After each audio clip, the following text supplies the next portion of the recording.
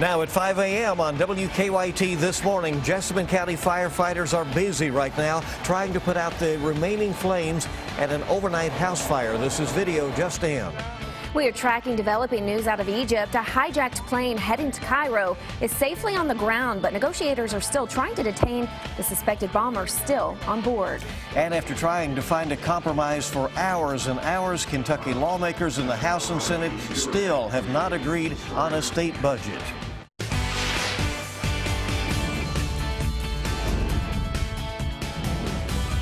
This is WKYT This Morning.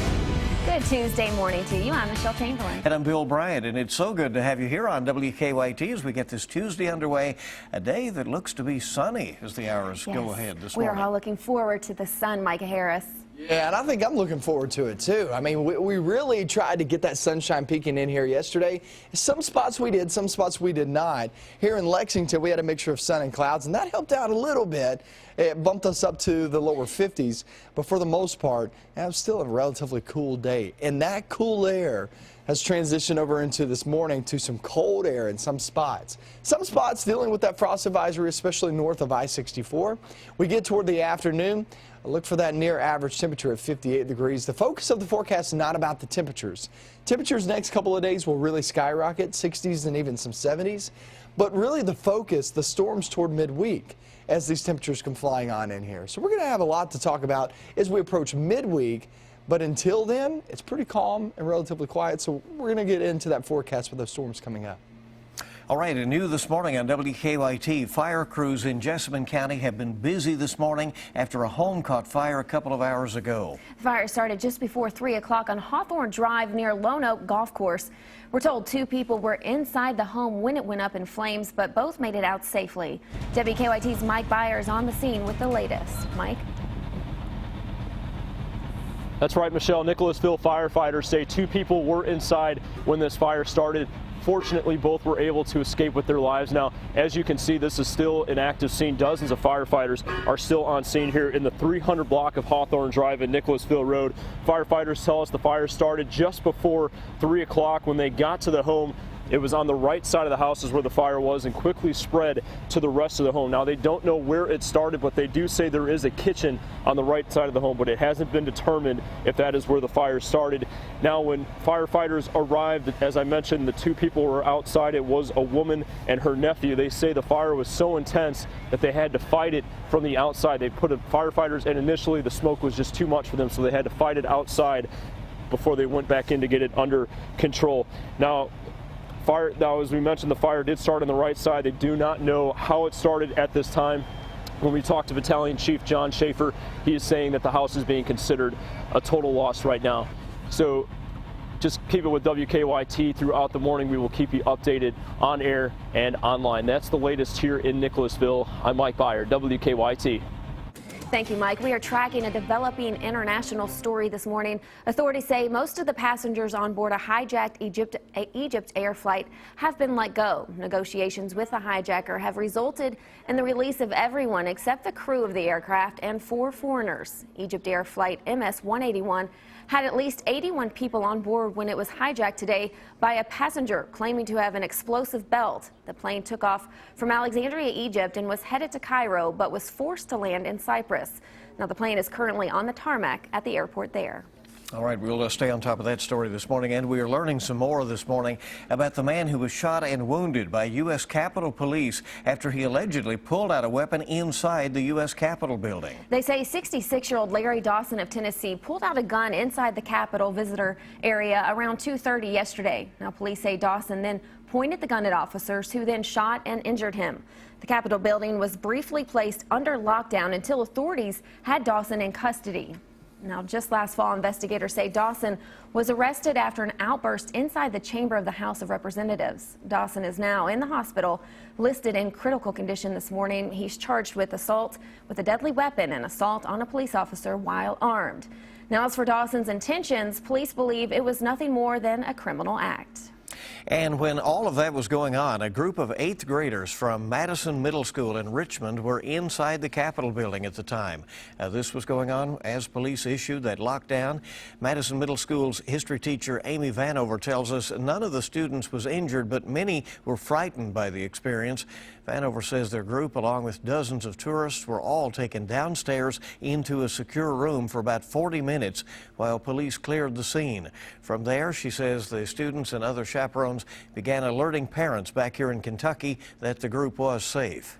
A lot of them, of course, were worried, but as they made contact with their parents and as we were making contact with their parents as well, we realized that, the safest place was for us to stay there. Parents and teachers praised the students for staying calm and following directions during the stressful moments at the Capitol. The group is scheduled to return to Kentucky later this evening. New this morning, 6 people are now recovering after being injured in an early morning crash. Lexington police say it happened shortly after midnight at the intersection of Nicholasville Road and Roget Drive. They say a silver Kia driving outbound on Nicholasville T-boned a Chevy Avalanche as it was turning left onto Roget Drive. Police say 4 people were in the Kia and 2 others were in the Chevy Avalanche. All 6 were taken to the hospital with non-life-threatening injuries. Police say no arrests were made. Now the cause of the crash is still under investigation. Their meetings continued well into the evening, but no agreements were made. Right, and now Kentucky lawmakers in the House and Senate are not any closer, it looks like, to reaching a compromise on a state budget this morning. WKYT's Mark Barber joins us from our live desk with more on the state budget battle that's ongoing. Mark? Good morning, Bill. Lawmakers hope to agree on a bill yesterday, vote on it today, and have it on the governor's desk tomorrow. Well, that's just not happening because they're still butting heads over the budget with just days left until the end of the General Assembly. Since lawmakers could not work out a deal by midnight, they no longer have the power to override a potential veto from Governor Matt Bevin. Members of the House and the Senate spent much of the day in conference meetings trying to work out a deal for the state's 2-year spending plan. The 2 chambers have passed 2 different versions of the budget, and their battle lines are drawn along the governor's proposed cuts. Bevin says steep cuts to a number of state-funded agencies, like the judicial system and higher education, could help alleviate the burden of the state's pension crisis. He posted a video to Facebook yesterday calling on lawmakers to compromise, like one of Kentucky's well-known sons, Abraham Lincoln. This is a man who knew a thing or two about working across the aisle, a man who knew about bringing people together, about rising above partisanship. This is what we're asking our friends on the other side of the aisle to do. We have philosophical differences about key issues like funding education. The General Assembly ends in 2 weeks. Some lawmakers think it's possible that they will not reach an agreement before then. So coming up at 5:30, we will be taking an in-depth look at what could happen if the Senate and the House do not compromise on the budget by the end of the General Assembly. Here's a hint. It would be costly for taxpayers. From the live desk, Mark Barber, WKYT. Okay, we'll see where it all goes. We have to have a budget July 1, and the courts have pretty much ruled that that's the law. So we'll see where it all goes. 5:08 on WKYT this morning as we are just getting started on your Tuesday. A Southern Indiana elephant attraction is growing in popularity by allowing guests the chance to have one-on-one encounters with some of the world's largest animals. And it's pretty chilly this morning as we travel off into the afternoon. We're going to be right around average, but then we get some really mild temperatures the next few days. Typically means rain. I'll show you when you can expect that coming up. Now, your zone-by-zone forecast with meteorologist Micah Harris. Looking at live sky camera, and the shot outside is a really good looking shot. Now we have a few clouds here and there, and you'll be able to see where the clouds are without even actually looking outside on our temperature map. Look at this, 43 in Jackson. Remember, I always say the clouds are like a cover, like a blanket over you during the nighttime hours. They keep you a little bit warmer. Where you're not seeing the clouds, look at Mount Sterling, 34 degrees, Lexington 38, Danville 36. Where you are, London, Jackson, go off into Beattyville and Boonville. Make your way into Powell and Wolfe County, Magoffin County, Sayersville, Prestonsburg. We're there in the 40s. So that's what the clouds do. And those areas not expecting widespread frost. We could get some in the valley regions, but for the most part, it's going to be that area anywhere from, say, Morgan County, Elliott County, Rowan, and back toward the west and northwest. That does include the Frankfort area, Mount Sterling, Cynthiana, and just to the north of that, Mayslick and Maysville. Frost advisory in effect for those areas until 10 a.m. Then we get into the afternoon, and it's 58 degrees. We'll have a lot of sunshine later on today. At 58 degrees, that's actually a really good feeling day. Then we go off into the evening and night, no problems whatsoever if you're heading out to eat. Tomorrow morning, starting off in the upper 30s to lower 40s, and then we jump our temperatures big time tomorrow afternoon. Look at these highs tomorrow. We're in the upper 60s to around 70 degrees. Now, we will have a few clouds here and there. For the most part, we're going to stay dry. The clouds are there for a reason, though. As I always mention, when you have those clouds laying out and about, there is something around us. And look at this rain approaching us tomorrow morning. I do expect at least a couple of showers tomorrow morning in some spots. For the most part, this rolls through the day. Virtually everybody will see rain as we travel off through the morning hours into early afternoon on Thursday. Remember, we still got a few days before we actually hit that. So on Thursday is when you can expect the rain. But that's not even when we're looking at the strongest thunderstorms. That batch rolls through, right? Then we look toward the afternoon, only a small chance. Temperatures there in the 60s. Look toward the nighttime hours on Thursday. Strong thunderstorms will roll on through as a line passes through right around midnight. So that's going to be something to watch out for. That's really our main focus is on Thursday, because that's really the only day we have anything going on. We're looking in toward the weekend, and yeah, we drop our temperatures back down. There are 3 days in the forecast, Wednesday, Thursday, and next Monday, that are actually above average. The rest of the days are either at or below average. So this is a relatively cooler forecast, but it's also a drier forecast too. The only day we see with a decent chance of rain is going to be there on Thursday, guys. And that looks pretty widespread. Don't be surprised when we get a little bit closer. At Thursday, we take off that 80% and put 100% where everybody will see rain, because I'm leaning more toward that. But yeah, some thunderstorms rolling through during the morning, early afternoon, taking a break, and then we got a lot more coming through during the night. So that's going to be a pretty active day, something to watch out for. Severe weather is highly unlikely, but as we get a little bit closer, we'll have a better grip on that. Yeah, you know, like we say, we like to avoid the snows in the wintertime. Spring is the same with the severe weather. You hope you can kind of sneak on by without any big issues. All right, thank you very much, Mike. It's 4:15 here in a couple of seconds. Have you ever wanted to pamper an elephant? Not me. Okay, me either. But if you do, you need to head up to French Lick, Indiana. Yeah, Jerry Foos owns a spa where visitors get to bathe one of 3 female African elephants. Get this, kids can even paint their toenails. He owns all 3 elephants, 2 of who were orphans after their mothers were poached. He says the elephants see themselves as a family, with one in particular taking on the mother role. She's an amazing animal that really likes people. I mean, she stands right there and loves to be patted on. It was an amazing experience being able to actually touch the elephant and wash the elephant. It just made me so happy. Now, while not being pampered, the elephants get to hang out and roam on 10 acres of land.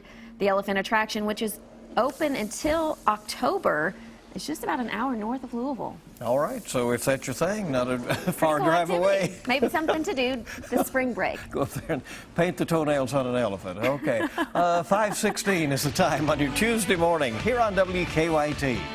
When we return, we'll get a look at your money. How home sales are shaping up so far this spring, and is your March Madness bracket a bust? Why not wager on the presidential election? Those stories and more coming up in your Money Watch report. Welcome back into WKYT This Morning's 5:19, early on your Tuesday. Home sales rose last month. The FDA is delaying calorie labels again. And the betting odds for the presidential race. Brian Webb has the latest on your money. Pending home sales showed a solid rise in February of 3.5%, the highest levels in 7 months and higher than last year, according to the National Association of Realtors. Sales increased in all major regions of the U.S. except for the Northeast. Monday was a mixed day for the markets. The Dow closed up 19 points. The Nasdaq ended the day down 6. The FDA is delaying calorie labels again until 2017. The 6-year-old law will eventually require restaurants with 20 or more locations to post calorie content on menus. But supermarkets, convenience stores, and other retailers have lobbied hard against the rules, causing the delays. And is your March Madness bracket a bust? Well, you can always bet on the presidential election. Political wagering websites are already making 2 predictions. 1, that Donald Trump and Hillary Clinton will be the nominees. And 2, that Clinton will win the general election. The oldest prediction site, run by the University of Iowa since 1988, calls Clinton the favorite by a 67 to 33% margin. And that is your Money Watch report. For more, log on to cbsmoneywatch.com. In New York, I'm Brian Webb. All right, 5:21 on WKYT, bright and early here. Keep saying that. We're getting on into the morning. I'm like, what are you getting at, Bill? It's not so bright right at the moment, right? Dark and early. Here we are on your Tuesday. There you go. Sports is next. The final game to be played in this state during this basketball season. We had to go to Morehead State to find it. The CBI Finals, Game 1 against Nevada, would go down to the wire. Also, Tyler Eulis, more postseason accolades, and Malik Monk, the future of UK at the guard spot.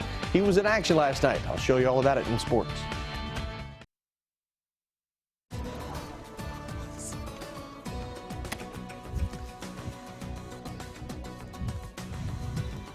We're looking across the region, seeing the 30s and 40s outside, 38 degrees there in Lexington, 34 in Mount Sterling. There are some spots out there with some frost out and about, so just keep in mind as you're walking out the door this morning, you may have to scrape your windshield. It's 58 degrees later on this afternoon, near average, and then we get in the 60s the next few days, maybe even squeezing out some 70s. Next best chance of rain actually comes on Thursday. We're going to talk about that coming up. Let's check out sports, see what's going on.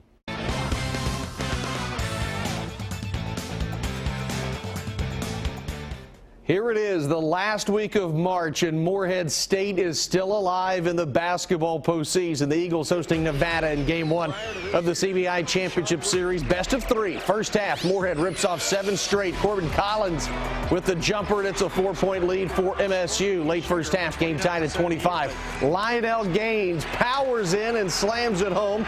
Morehead by 2 at the half. Into the second half, in transition, DeJuan Rico Marrero goes down the lane. The basket and the foul. Eagles up 47-41, about 4.5 minutes left. Gaines with the shot down low. It's the matrix effect. Puts MSU up 3.5 minutes left. Xavier Moon outside for 3. Eagles by 6, closing seconds. Nevada down 3, trying to send this game to overtime.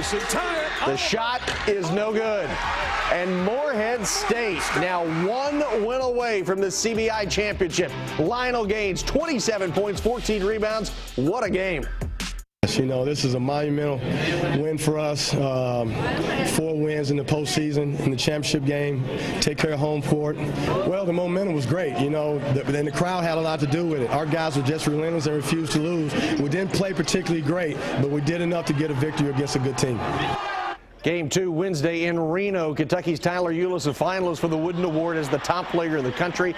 The other finalists are Malcolm Brogdon of Virginia, Buddy Hield of Oklahoma, North Carolina's Bryce Johnson, and Denzel Valentine of Michigan State. The award will be presented April 8th on ESPN's College Basketball Award Show. Speaking of shows, last night the McDonald's All-American game, the Powerade Jam Fest. UK signee Malik Monk red hot to open the 3-point shooting contest. He would go on to win it. Then in the slam dunk competition, Monk trying to come from behind with this monster jam. Whew, that put him in first place, but Frank Jackson of Duke comes out on top. He wins the slam dunk competition, throwing it down with authority. The McDonald's game is tomorrow night. That is a look at sports. Have a great day.